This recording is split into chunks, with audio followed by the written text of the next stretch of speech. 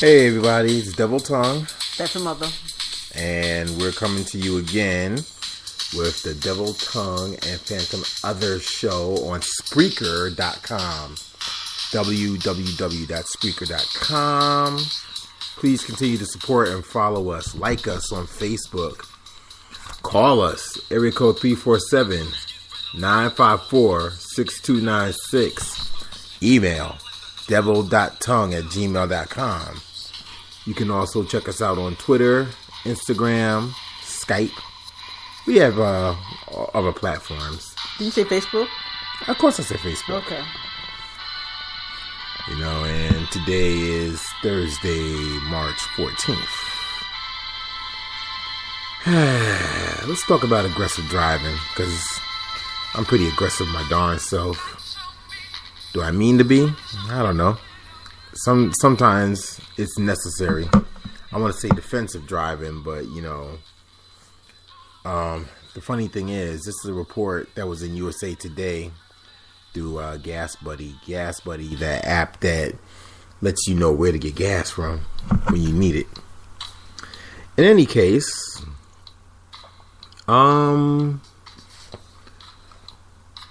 what's your take on aggressive drivers? Yo, they just there. I mean, they ain't much to talk about. I guess it's part of the territory. That's the way I look at it. You know, you want to drive, and that's what's out there. You know what I'm saying? You got to deal with it. And what makes it so bad is that a lot of these aggressive drivers are really jerks. Because they always think that they own the road. They're not thinking of others. And thinking that they always right and really wrong. Mind you, in this report, New York isn't even in the top 10. We're not even in the top 5. I was kind of shocked because when Phantom Tongue came and approached this as a topic, I was like, hey, New York is not even on there. I'm like, I should be proud, and I should be proud of us New Yorkers that we're not as bad as I thought we were. But I don't know. You know, sometimes numbers be missing, numbers be fudged. I don't know. Yeah, sometimes. Don't know. For those of you who are wondering who the top 5 are, before we do the entire top 10, LA, I spent some time out in California. LA is number 1. I can see that. It's very congested. It's like Manhattan in a larger scheme. So I can see that. Philly made number 2. I don't know about Philly too tough. I mean, I've been to Philly too, so I don't know about Philly too tough. Sacramento, California. Atlanta, which I have driven in Atlanta, and yes, Atlanta is crazy. It really, really is. I think Atlanta has gotten more crazy due to the populace. Because now it's more people down there than you would say 20 years ago. Right. So, and you got to think about that too. The more people in a metropolis like that, you know, you're going to get more traffic. Yeah. So that's a given. Go ahead. As well as San Francisco. Now that rounds out your top 5. I've never been to San Fran. Me neither. You know, I would like to go, but with those crazy hills, playing Dukes of Hazzard all day long. 6th place is San Diego. I spent some time in San Diego. I can't call it. Never been there.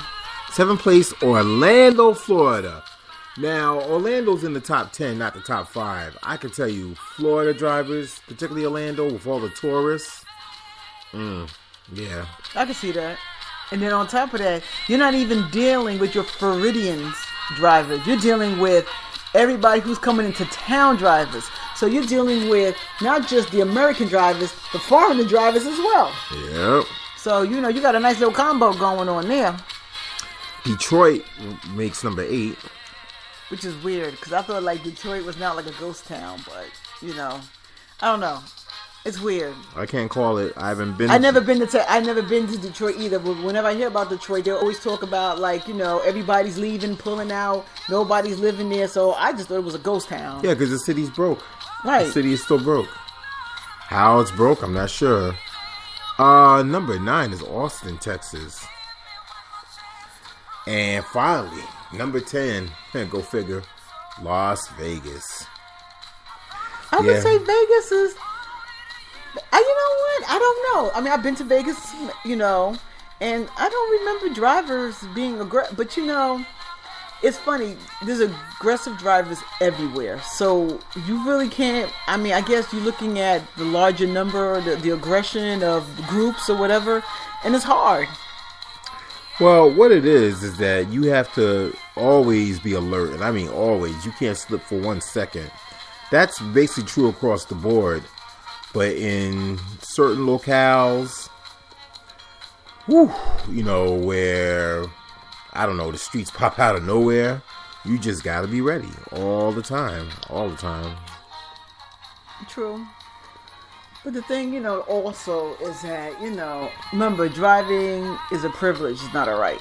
That's very true. You know what I'm saying? And a lot of people don't see it like that. And what makes it really, what's crazy about it is the aggressive drivers, I'm going to say not aggression, but the aggressive drivers, it kind of backfires on, I guess, the younger generation who wants to drive, because now they don't want to drive because, I know they Ubering it up and lifting it up and all of that, but, I have a child that's like doesn't want to drive. I'm like, why you don't want to drive? I'm afraid of driving. Why aren't you afraid of driving? You know what I'm saying? Like, it's funny, when we were kids, you know what I'm saying, we didn't care about the aggression, whatever. We were talking about getting into the vehicle. The kids today, it's like, you thinking that you got your own private Uber, and maybe that could be a part of the aggression out there that they are feeling, that's why they don't want to drive. I don't know. I'm just saying that as a, as a side to the aggressive drivers, as maybe, something else underlining of, The truth is this. If I'm driving, I can't be on my phone. And these kids love being on their phone. The millennials. Of course. So they rather leave the driving to someone else. Right. But then they're not looking at the big picture, as in, guess what? I don't have to stay here and wait for you. I can get up and go. I don't gotta wait for you. I ain't gotta wait for the bus. I ain't gotta wait for your mama. I can just get in my own vehicle and bounce. Well, that may change, but right now it doesn't look like it will. No. Again, they don't want to drive, and what can I tell you? When we got our licenses, I got mine at 16 actually.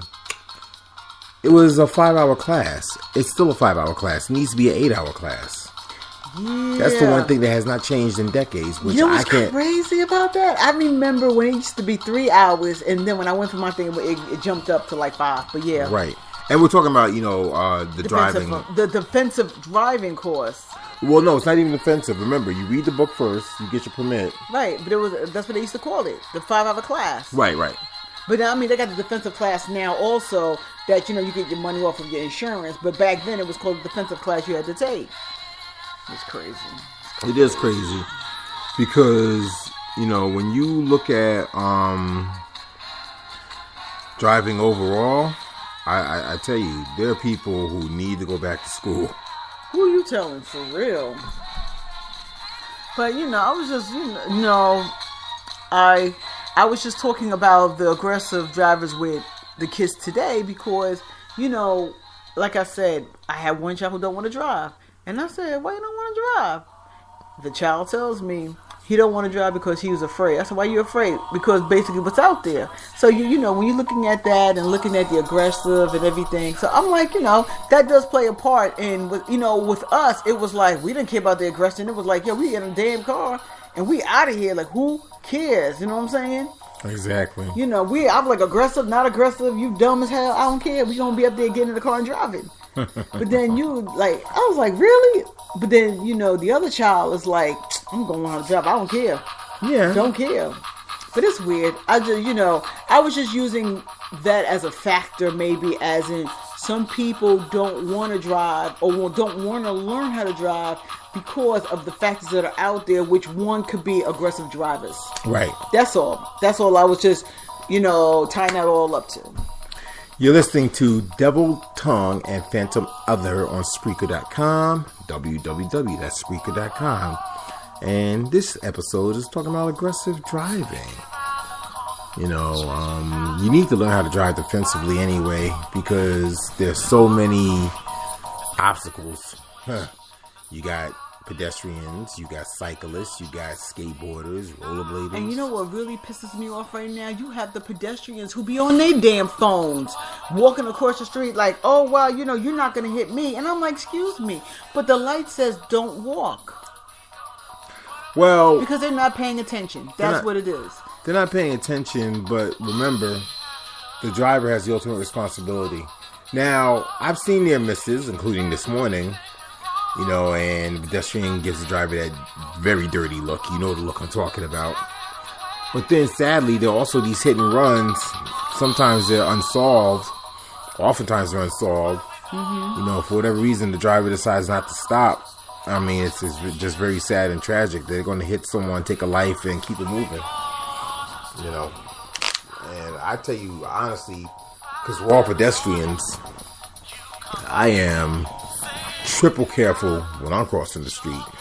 Looking both ways. Well, that's me too. But the thing that gets me is like, all right, because there's rules to the road. Right. You know what I'm saying? Like, if they got the right of way and it's walking, they got the right of way. But then it's like, why are you trying to walk and it says don't walk? And on top of that, you walking when it turns green and you on the phone. Mm-hmm. Then you looking at me like I'm wrong.